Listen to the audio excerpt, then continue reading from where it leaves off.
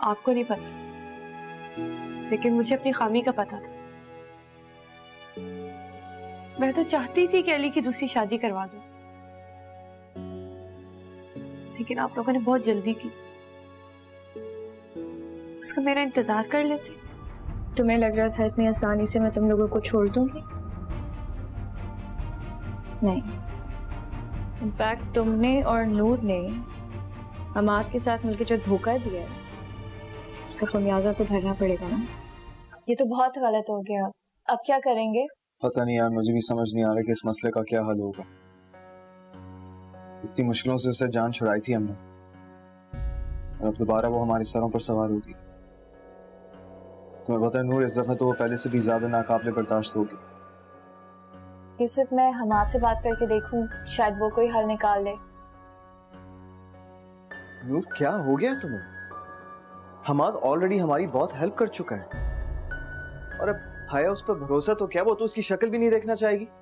ऐसे कैसे हेल्प करेगा वो हमारी? देखो नूर, आज के बाद जो कुछ भी करना होगा ना, हम दोनों को करना है। कॉन्ट्रैक्ट कैंसिल हो सकता है? कैसे कैंसिल हो सकता है यार? मेरे साइन है उस पे, 1 साल का कॉन्ट्रैक्ट है, और अगर उसको कैंसिल करने की कोशिश की तो बहुत बड़ा फाइन देना पड़ेगा। 1 साल? ये तो बहुत लंबा अरसा है, हम उसे बर्दाश्त कैसे करेंगे? बर्दाश्त करना पड़ेगा, क्या कर सकते हैं।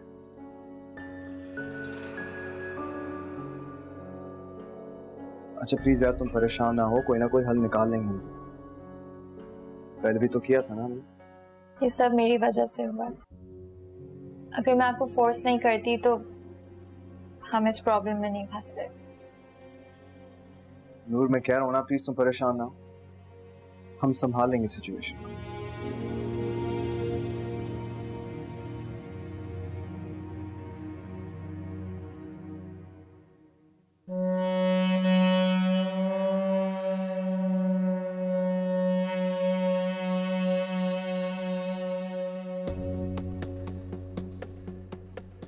तुम यहाँ क्या कर रही हो? जाओ अपने रूम में।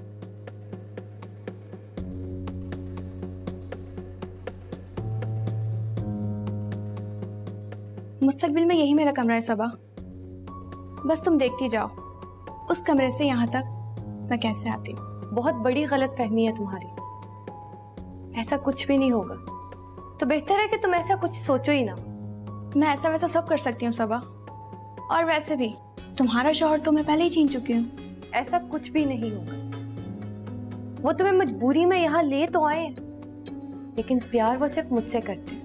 गलत फहमी मुझे नहीं तुम्हें सबा, क्योंकि अली के दिल में सॉफ्ट कॉर्नर मौजूद है मेरे लिए। और प्यार का क्या है, साथ रहेंगे तो वो भी हो जाएगा। लेकिन तुम्हारा क्या होगा? तुम्हारे पास तो कुछ नहीं है अली को देने के लिए सिवाय प्यार के, जो को मैं बहुत जल्द नफरत में बदल दूंगी। तुम ऐसा कुछ भी नहीं कर सकती। तुम मुझे जानती नहीं हो, लेकिन बहुत जल्द जान जाओगे। मैं अली को तुम्हारे बारे में सब बता दूंगी। वो तुम्हारी बात पे अब कभी यकीन नहीं करेगा, क्योंकि मैंने अपने आंसू का जादू उस पर ऐसे जगाया है कि उसे लगता है मैं वाकई बदल गई हूँ। और अगर अब तुमने उसे जाके कुछ कहा तो मुझे कहने के बजाय तुम्हें इस घर से सीधा बाहर निकाल देगा। चाहती क्या हो तुम मुझसे? तुम्हें इस घर से बाहर निकालना चाहती हूँ। और अगर मैं आपकी बात मानने से इनकार कर दूं तो? सॉरी सर, लेकिन आप ऐसा नहीं कर सकते। आपको हमारी ये डिमांड हर हाल में पूरी करनी होगी, क्योंकि ये हमारे और आपकी बॉन्डिंग मजबूत करेगी, और ये हमारे और आपकी कंपनी के फायदे के लिए बहुत जरूरी है। फिर क्या हुक्म है सर, मैं शफी साहब को भेज दूं आपके पास? जी आप उन्हें भेज दीजिए, लेकिन मैं तफसील से उनका इंटरव्यू लूंगा। देखें, अगर मुझे शफी साहब समझ में नहीं आए तो मैं उन्हें हायर नहीं करूंगा। एंड आई एम श्योर कि आपको मेरी इस बात से एतराज नहीं होगा। मैं समझा नहीं सर, आप क्या कहना चाहते हैं? देखें, बात बहुत सिंपल सी है। जिस तरह हमें आपस में अपनी बॉन्डिंग एस्टैब्लिश करने के लिए स्टेप लेना है, बिल्कुल उसी तरह मुझे शफी साहब को अंडरस्टैंड करने के लिए भी ये स्टेप लेना है। तो अगर मुझे इस पोस्ट के लिए लायक नहीं लगे तो मैं उन्हें हायर नहीं करूंगा। आई एम श्योर सर, आपको उनसे कोई मसला नहीं होगा। अरे मैंने मसले की बात की ही नहीं, बस ये कह रहा हूँ कि एक डिटेल्ड इंटरव्यू होगा और ये हमारा राइट है। ठीक है सर, आप उनसे इंटरव्यू ले सकते हैं, मैं उनको आपके पास भेज देता हूँ। जी लेकिन कल भेजिएगा, अभी मैं जरा ऑफिस से निकल रहा हूँ, तो इंशाल्लाह कल। ओके ठीक है सर, ओके, अल्लाह हाफ़िज़। Thank you very much.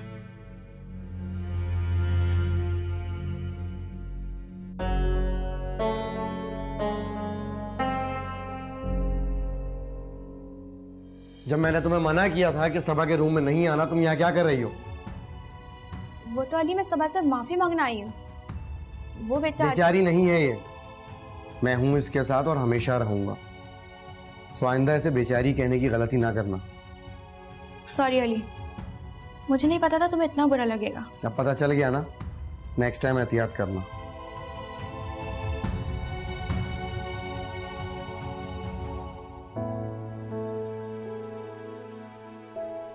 I know सबा, तुम्हारे दिल पर इस वक्त क्या गुजर रही होगी, लेकिन यकीन करो मैं मिनाल से शादी नहीं करूंगा। वो सिर्फ मॉम और डैड की वजह से यहाँ पर रह रही है, इसमें मेरा कोई अमल दखल नहीं है। देखो सबा, डैड के आते ही मैं फेस टू फेस उनसे बात करके उन्हें कन्विंस करूंगा, इस मैटर को क्लियर करूंगा। सबा, मुझसे तुम्हारी आंखों में आंसू बर्दाश्त नहीं होते। ट्रस्ट मी सबा, मैं सब कुछ ठीक कर दूंगा। कुछ नहीं होगा अली, कुछ भी नहीं होगा। सबा, सब ठीक हो जाएगा। देखो, मैं अपनी जिंदगी का इतना बड़ा फैसला उन लोगों की बातों में आकर नहीं करूंगा। कुछ नहीं होगा अली, बेहतर है कि आप मनाल से शादी कर लो। क्या सबा, ये तुम कह रही हो?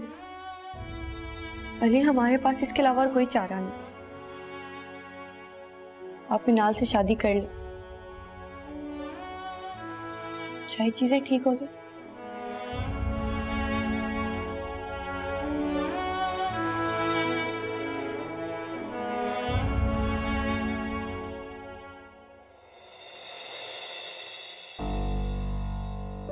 देख लूंगी मैं तुम्हें अली।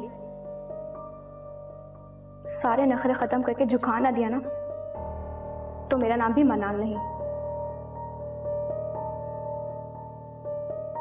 नहीं, इस तरह मैं तुम्हें गुस्से में खो दूंगी।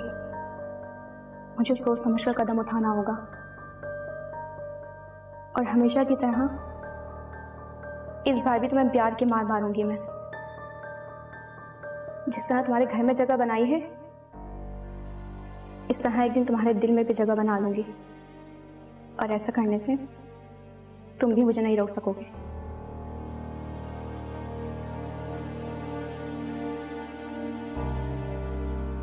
अच्छा, हो गई दोस्ती फरा से? अरे मेरी उसकी दुश्मनी थोड़ी थी, बस जो बात दिल को बुरी लगी थी तो मैंने बोल दी थी। और वैसे भी बिन माँ की बच्ची है, अगर कुछ बुरा सलूक करूंगी तो अल्लाह के यहाँ पकड़ होगी मेरी। ये तो ठीक कहा आपने, मगर आपा एक बात है। अब क्या हुआ शकीला? एक तो तुम्हें ना पहले से मसले नजर आने लगते हैं। आपा, पता नहीं क्यों तुमने नोट नहीं किया, लेकिन मुझे ऐसे लगता है कि जैसे शहजाद और फरा के दरमियान कोई गड़बड़ चल रही है। गड़बड़ चल रही है? खुदा का खौफ करो शकीला, उनकी पसंद की शादी है और तुम्हें शादी के दूसरे दिन ही उनकी जिंदगी में गड़बड़ नजर आने लगी। आपा, मैं सच कह रही हूँ। तुम जरा फरा को देखना, उसके चेहरे पे दुल्हन वाली कोई बात ही नजर नहीं आ रही। और शहजाद, उसके चेहरे पे शादी के बाद कोई खुशी नहीं है। आपा देखो ना, अगर ऐसी बात नहीं होती तो शहजाद दूसरे दिन दुकान पे क्यों जाता?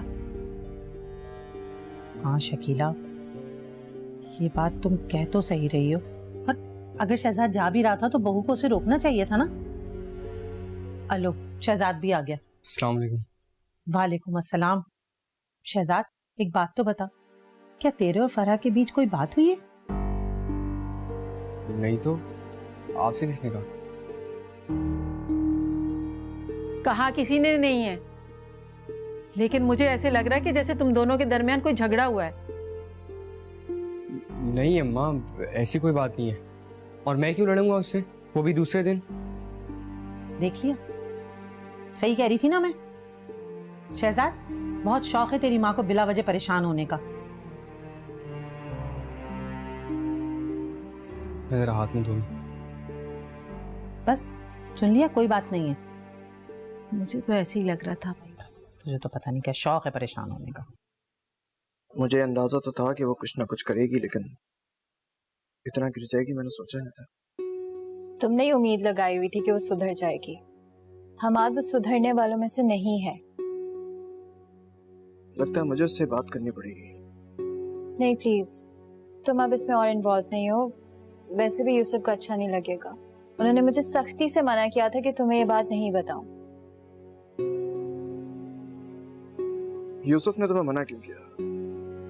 वो नहीं चाहते कि तुम और परेशान हो हमारी वजह से। अरे यार, तुम लोग को ये बात समझ में क्यों नहीं आती? तुम लोग मेरे अपने हो, और जब मेरे अपने परेशान होंगे तो मुझे एहसास कैसे नहीं होगा? मैं क्यों नहीं मदद करूंगा? देखो, मुझसे जितना हो सकेगा मैं उतना करूंगा, ये बात समझा देना उसको। क्या समझा देना?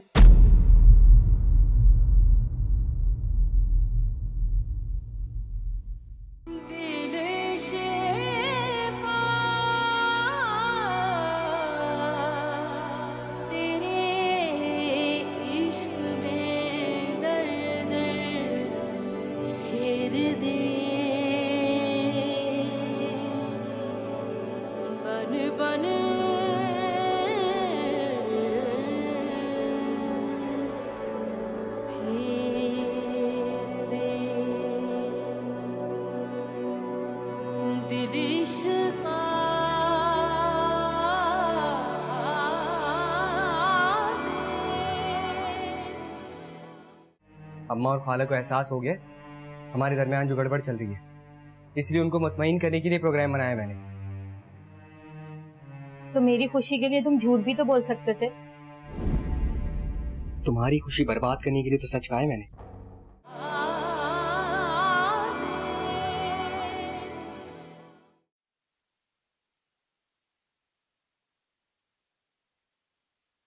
तैयार हो जो, बाहर जाना है।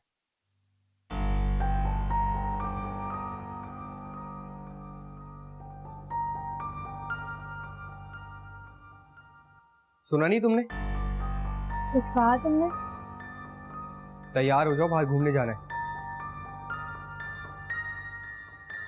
अच्छा, मैं बस 5 मिनट में तैयार होके आती हूँ। ज्यादा खुश होने की जरूरत नहीं है। अम्मा और खाला को एहसास हो गया हमारे दरमियान जो गड़बड़ चल रही है, इसलिए उनको मुतमईन करने के लिए प्रोग्राम बनाया मैंने। तो मेरी खुशी के लिए तुम झूठ भी तो बोल सकते थे। तुम्हारी खुशी बर्बाद करने के लिए तो सच कहा है मैंने, और मैं ऐसा बार बार करूंगा। मुझे जब जब लगेगा कि तुम मेरे साथ खुश होने लगी हो और हंसी खुशी जिंदगी के ख्वाब देखने लगी हो, मैं तुम्हें जगाकर हकीकत की दुनिया में लेकर आऊंगा। जो पत्थर दिल हो तुम शहजाद। मुझे पत्थर दिल करने वाली तुम ही हो पारा। ज्यादा शिकायत करने की जरूरत नहीं है। तैयार हो जाओ, और बाहर किसी को पता नहीं चलना चाहिए कि तुम मेरे साथ जबरदस्ती जा रही हो। समझ आई? बाहर इंतजार कर रहा हूं।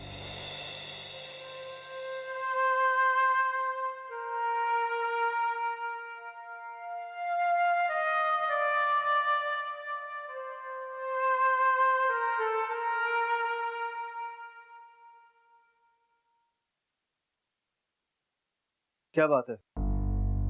तुम दोनों मेरे आने पे इतना परेशान क्यों हो गए? नहीं नहीं, ऐसी कोई बात नहीं है। ये बस बहुत ज्यादा परेशान हो रही थी तो मैं उसको यही समझा रहा था कि टेंशन नहीं लो, इंशाल्लाह सब बेहतर हो जाएगा।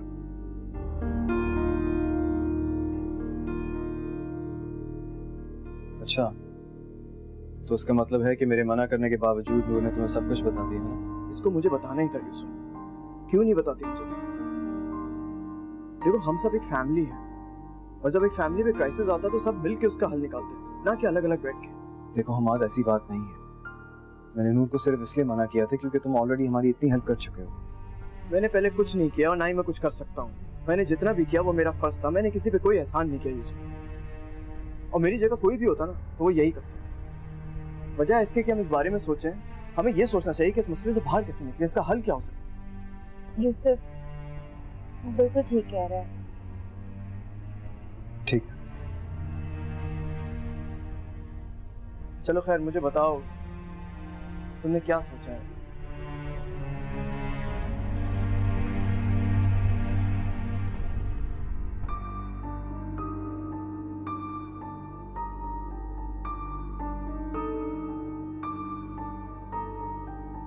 मामा शायद वो मेरी बात ना माने। आप ही अली से कहे ना कि दानिया को बाहर ले जाए। कल से जिद कर रही है वो शायद ना माने और जाने से इनकार भी कर दे। मैं तो दानी के साथ जाने के लिए तैयार हूँ, लेकिन उसकी जिद है कि जाएगी तो पापा के साथ जाएगी बस। ठीक है, मैं अली से कहती हूँ कि उसे ले जाए। और अच्छा है ना, दोनों साथ जाएंगे तो थोड़ी अंडरस्टैंडिंग भी हो जाएगी। अली बेटा। जी मॉम। बेटा वो दानी जिद कर रही है, उसे जरा बाहर तो ले जाओ। मॉम आज तो पॉसिबल नहीं है, मैं उसे कल ले जाऊंगा। नहीं, कैसी बातें कर रहे हो? वो आज कह रही है और तुम उसे कल लेकर जाओगे? बच्ची है और कितने मान से उसने कहा है। ठीक है मॉम, मैं सबा से कहता हूँ वो भी रेडी हो जाए। वो मेरे बगैर नहीं जाएगी, मैं भी साथ जाऊंगी उसके।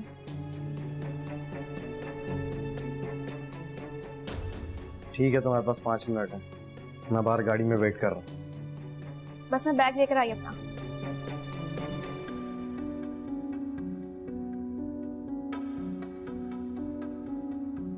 यूसुफ बेटा, क्या परेशानी है? कुछ नहीं अम्मी, कोई परेशानी नहीं। नहीं, मैं नहीं मान सकती कि कोई परेशानी नहीं है। मैं तुम्हारी रग रग से वाकिफ हूँ। तुम मेरी गोद में जब सर रख के लेटते हो, जब तुम्हारी परेशानियां हद से ज्यादा बढ़ जाती। बताओ बताओ मेरे बेटा, क्या हुआ है?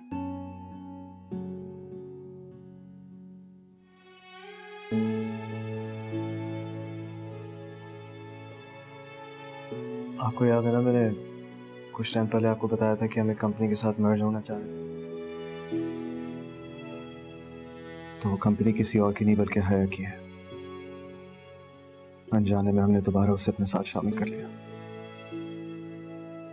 ये क्या किया बेटा तुमने? ये मुश्किल से तो उस बला से हमारी जान छूटी थी। यही तो परेशानी है। मुझे कुछ समझ नहीं आ रहा क्योंकि हमने कॉन्ट्रैक्ट भी साइन कर लिया। तो वो क्या कहती है, क्या करेगी? हमें वो कहती कब है, बस बुराई करती रहती है। और इस दफा तो पहले से ज्यादा अजियतनाक हो गई है वो। पता उसको मौका चाहिए होता है मुझे रिग्रेट करने का। मेरी वजह से तो उसने नूर को भी निशाना बना के रखा।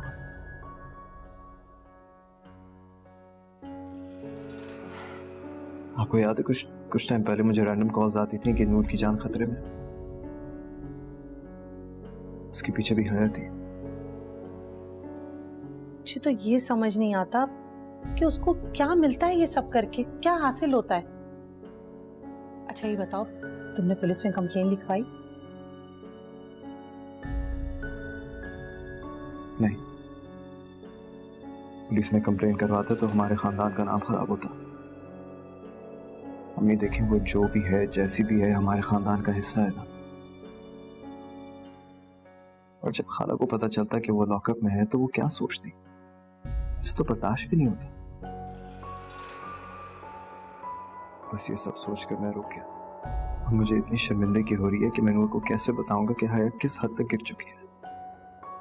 देखो बेटा, इंसान के अंदर से जब लिहाज और मुरवत मर जाता है ना, तो वो किसी हद तक भी जा सकता है। ये बातें तो तुम रहने दो, लेकिन तुम परेशान नहीं हो। देखो, पहले भी अल्लाह ने हमें परेशानियों से निकाला था ना, अब भी वही निकालेगा। बस तुम उस जात पे भरोसा रखो। परेशान ना हो मेरे बच्चे।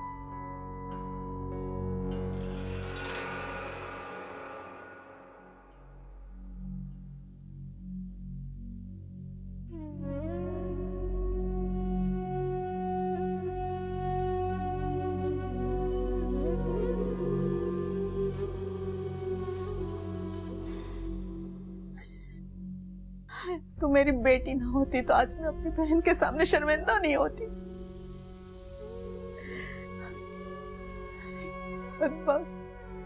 हम जिंदों का नहीं तो कम से कम अपने मरे हुए बाप का ही ख्याल कर ले। उसकी रूह को तो सुकून से रहने दे।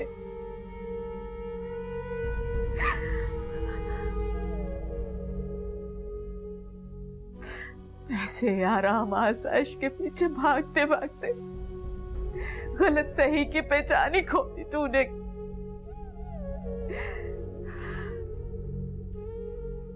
इस दुनिया के आराम के पता नहीं क्यों इतने अज़ाब बटो रही है तू।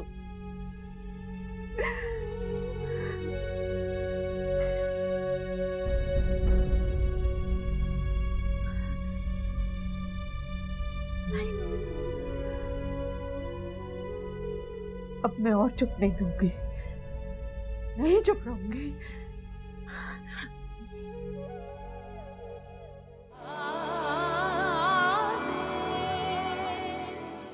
मामा आपको पता है अली को मेरा फेवरेट रेस्टोरेंट अभी तक याद है और मेरी फेवरेट डिश उसने खुद ऑर्डर की। एक पल के लिए तो मैं हैरान रह गई थी मामा।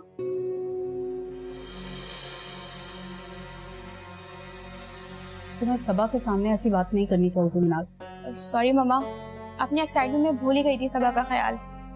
अगर आप कहती है तो मैं सॉरी कह देती हूँ उसको जाके। सॉरी कहने के बजाय आइंदा से ऐसी बातों से एहतियात करो तो बेहतर होगा।